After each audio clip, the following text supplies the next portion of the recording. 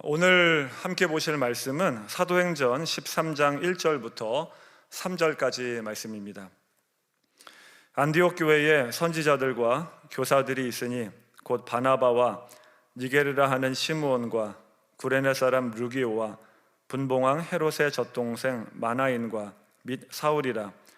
주를 섬겨 금식할 때에 성령이 이르시되 내가 불러 시키는 일을 위하여 바나바와 사울을 따로 세우라 하시니 이에 금식하며 기도하고 두 사람에게 안수하여 보내니라. 아멘. 이 말씀 가지고 교회의 본질은 선교입니다 라는 제목으로 말씀을 나누도록 하겠습니다. 여러분, 교회의 본질은 선교입니다. 왜 교회의 본질이 선교인가? 그게 5가지를 말씀드릴 건데, 첫째는 삼위일체 하나님이 선교적이기 때문입니다. 두 번째는 우리가 믿고 있는 성경이 선교적이기 때문에 그렇습니다. 세 번째는 우리가 드리는 예배가 선교적이기 때문에 그렇습니다. 네 번째는 우리가 믿는 이신칭의가 선교적이기 때문입니다. 마지막 5번째, 따라서 교회는 선교적일 수밖에 없습니다. 이 5가지를 차근차근 하나씩 보도록 하겠습니다. 첫째, 삼위일체 하나님은 선교적이십니다. 우리가 믿는 하나님은 삼위로 계시는 성부, 성자, 성령, 일체 되시는 하나님이십니다. 이 삼위 하나님의 속석 안에 선교적 개념이 들어가 있습니다.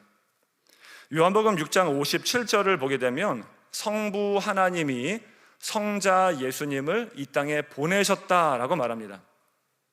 요한복음 16장 7절을 보게 되면 성자 예수님이 보혜사 성령 하나님을 이 땅에 보내셨다라고 말하고 있습니다. 여기서 보낸다라고 하는 단어는 라틴어로 미테레라고 말하는데, 이 단어에서 선교를 의미하는 미시오라는 단어가 나왔고, 여기서 영어 단어 미션이 나왔습니다. 선교의 기본 개념은 보낸다라고 하는 것입니다. 근데 성부 하나님이 죄인을 구원하기 위하여 이 땅에 예수 그리스도를 보내셨고, 예수님은 승천하신 이후에 진리를 증거하고자 보혜사 성령 하나님을 이 땅에 보내셨습니다.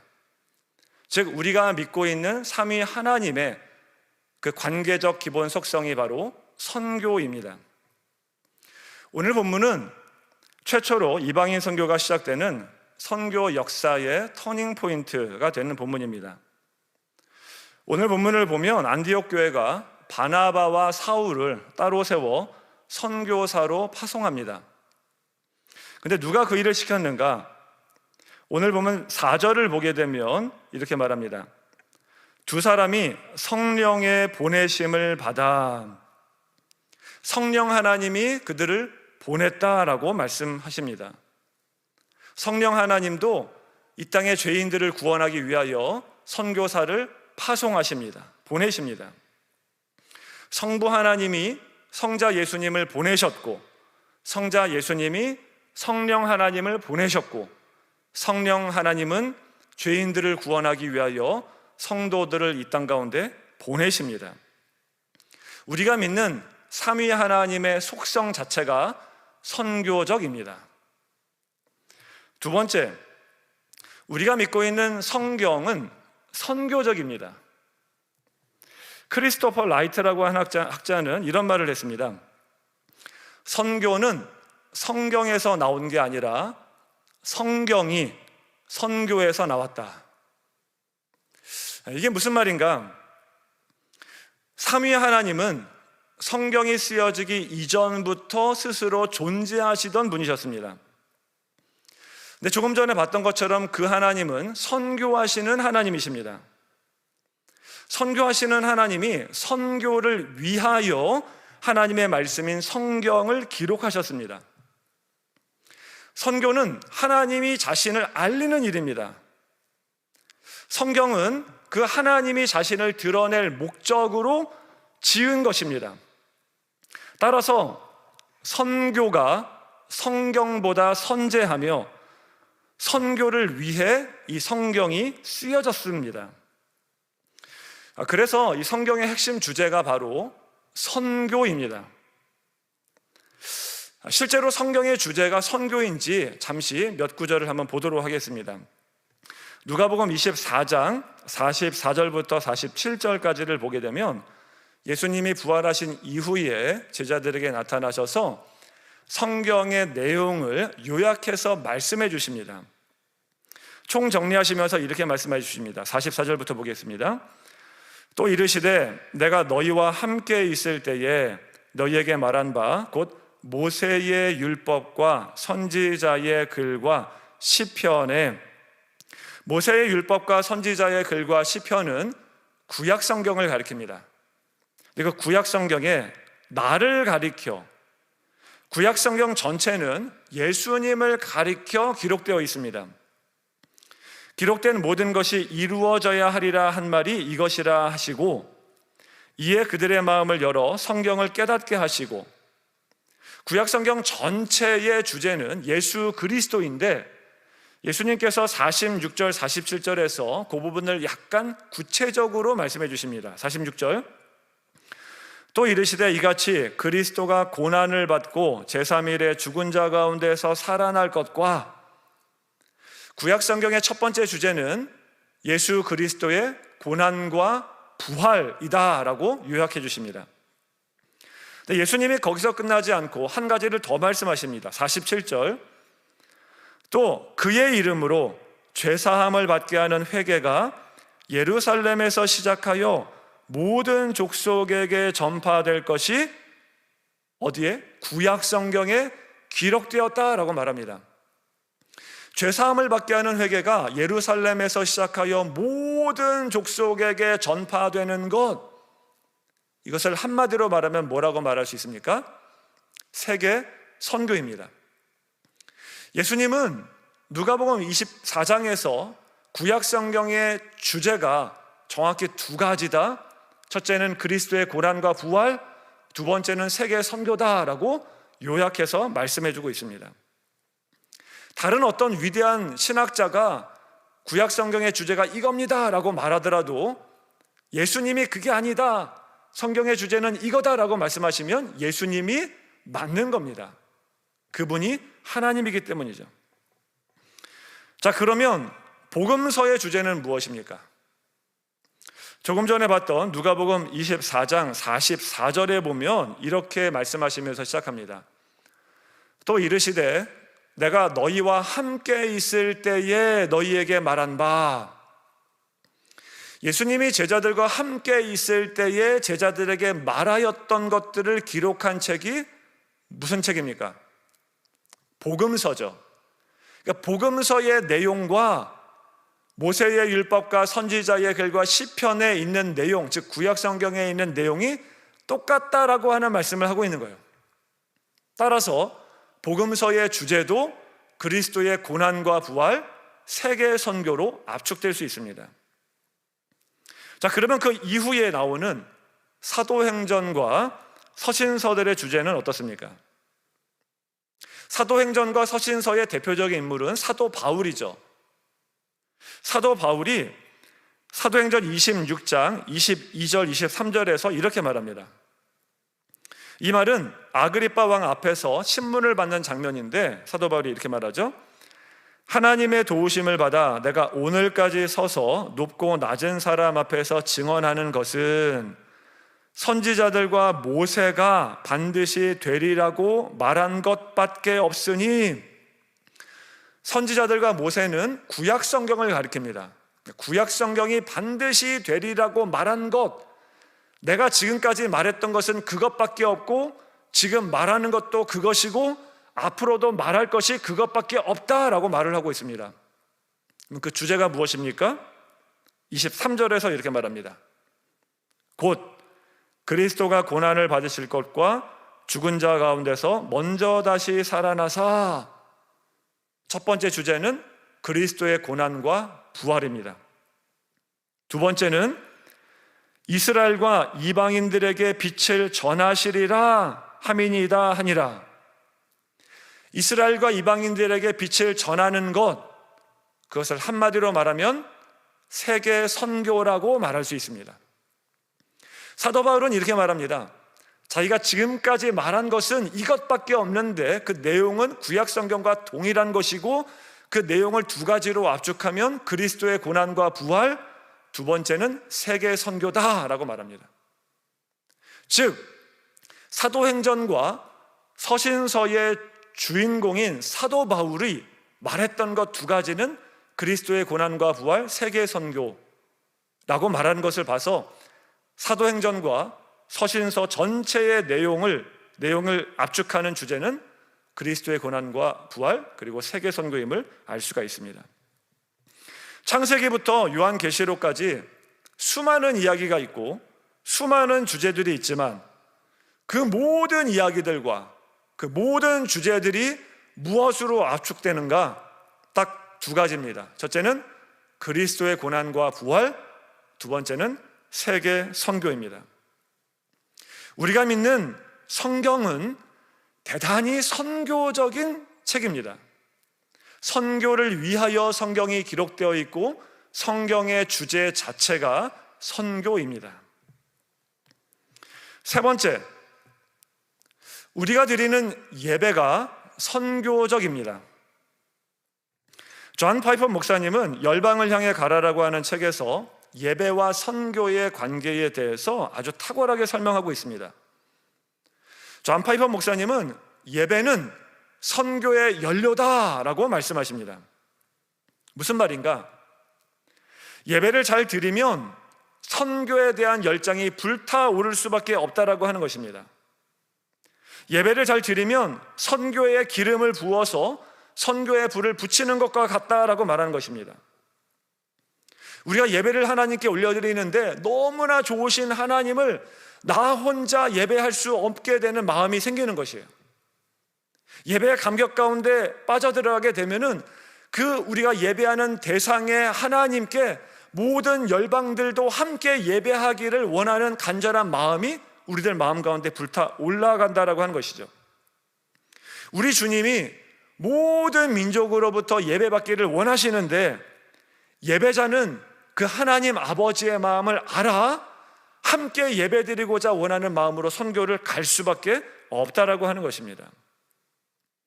이 사실을 오늘 본문에서도 볼 수 있는데 오늘 보면 2절을 보게 되면 이렇게 말합니다. 주를 섬겨 금식할 때에 성령이 이르시되 내가 불러 시키는 일을 위하여 바나바와 사울을 따로 세우라 하시니, 안디옥 교회가 주를 섬겨 금식할 때에 성령 하나님께서 선교사를 세우라라고 말씀하셨다고 말합니다. 여기서 말하는 주를 섬기다라고 하는 단어는 헬라어로 보게 되면 예배를 드렸다라고 하는 말입니다. 예배를 드릴 때 성령 하나님의 음성을 듣고 그분의 마음을 깨달아 알아 이제 바나바와 사울을 따로 세워 선교사로 보내는 것입니다. 예배는 선교의 연료입니다. 예배는 선교의 연료이기도 하지만 예배는 선교의 목적이기도 합니다. 존 파이퍼 목사님은 선교가 왜 필요한가? 그것은 그 땅에 예배가 없기 때문이다 라고 말합니다.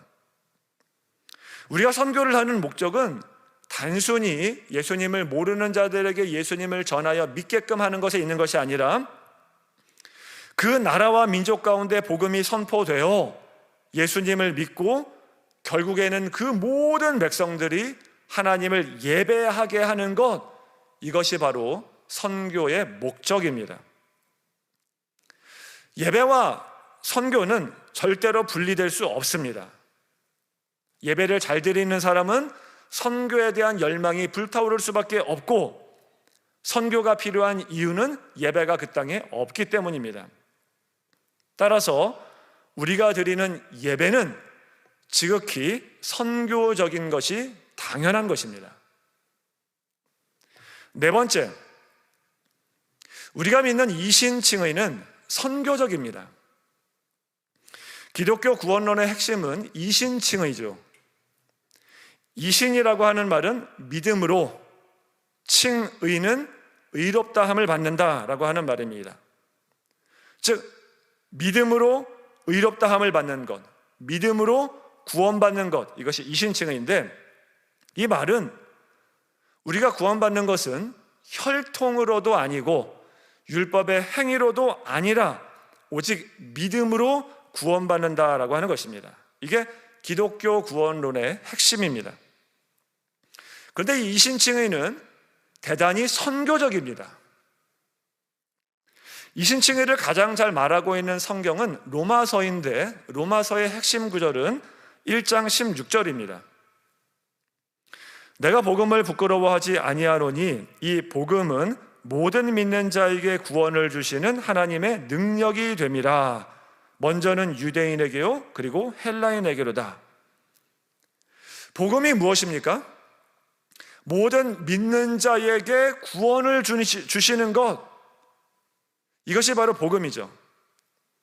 근데 사도 바울은 이 복음에 대한 말씀을 하고 나서 제일 마지막에 먼저는 유대인에게요, 그리고 헬라인에게로다 라고 추가해서 말하고 있습니다.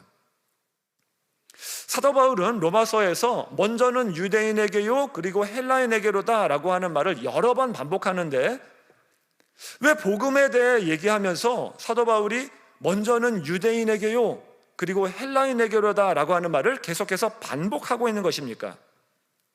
그 의미는 무엇입니까? 유대인들에게는 선민의식이 있었습니다. 혈통적 유대인들만 구원받는다라고 하는 구원론을 가지고 있었습니다.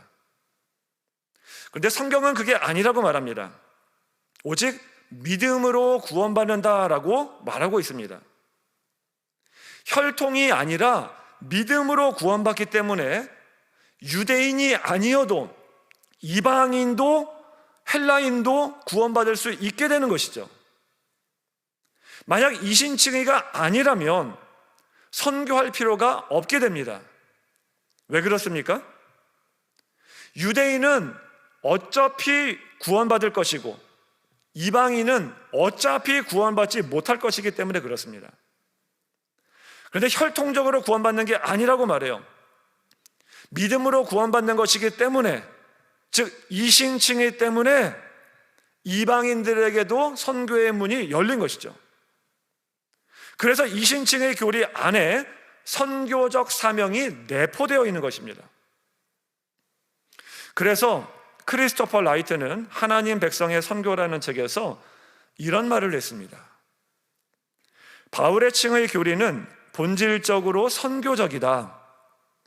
그것은 복음의 복을 인종적 특권이나 장벽 없이 원칙적으로 모든 열방에 확대시키기 때문이며, 그 복을 실제적으로 그들에게까지 확대시킬 것을 요구하기 때문이다 라고 아주 정확하게 지적했습니다. 바울의 칭의 교리, 이신칭의는 바로 본질적으로 선교적입니다.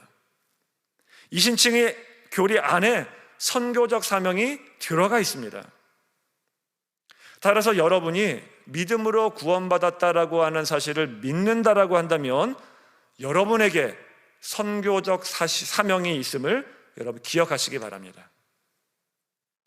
마지막 5번째, 결론적으로 따라서 교회는 선교적입니다.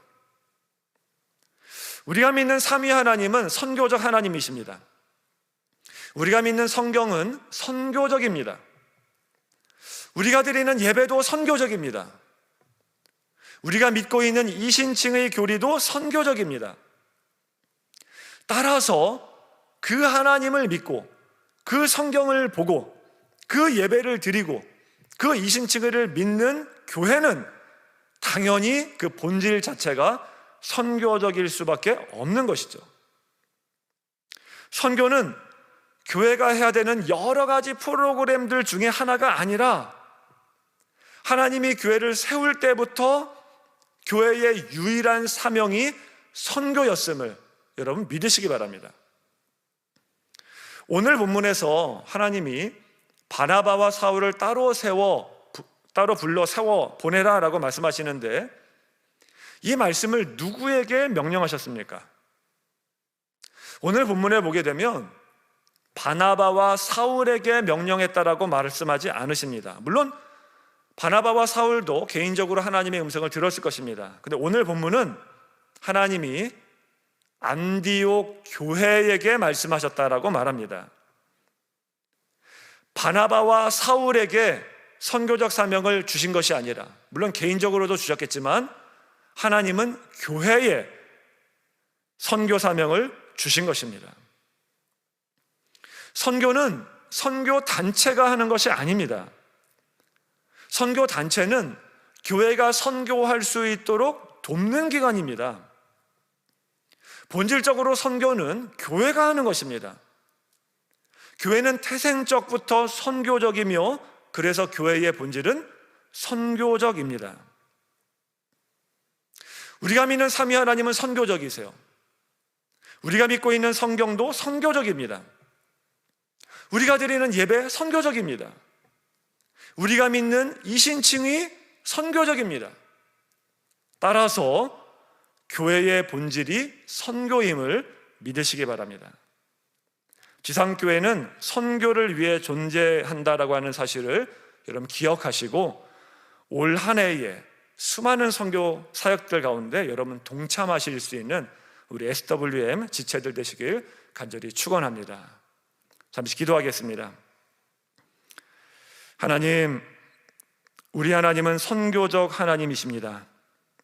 우리 하나님은 죄인을 구원하기 위하여 독생자 아들 예수 그리스도를 이 땅에 보내신 분이시고, 죄인으로 하여금 진리를 선포하기 위하여 성령 하나님을 보내신 하나님임을 믿습니다. 그 하나님을 본받아 교회의 본질이 선교적임을 우리가 다 깨달을 수 있도록 인도하여 주시옵소서. 모든 열방 가운데 아버지의 이름이 거룩히 여김받게 하시고, 아버지의 뜻이 하늘에서 이룬 것 같이 모든 열방 가운데 이루어지게 하시고, 아버지의 나라가 모든 열방 가운데 임할 수 있도록 역사하여 주시옵소서. 오늘 우리들에게 말씀 주심을 감사드리며 다시 오실 우리 구주 예수 그리스도의 이름으로 기도드렸습니다. 아멘.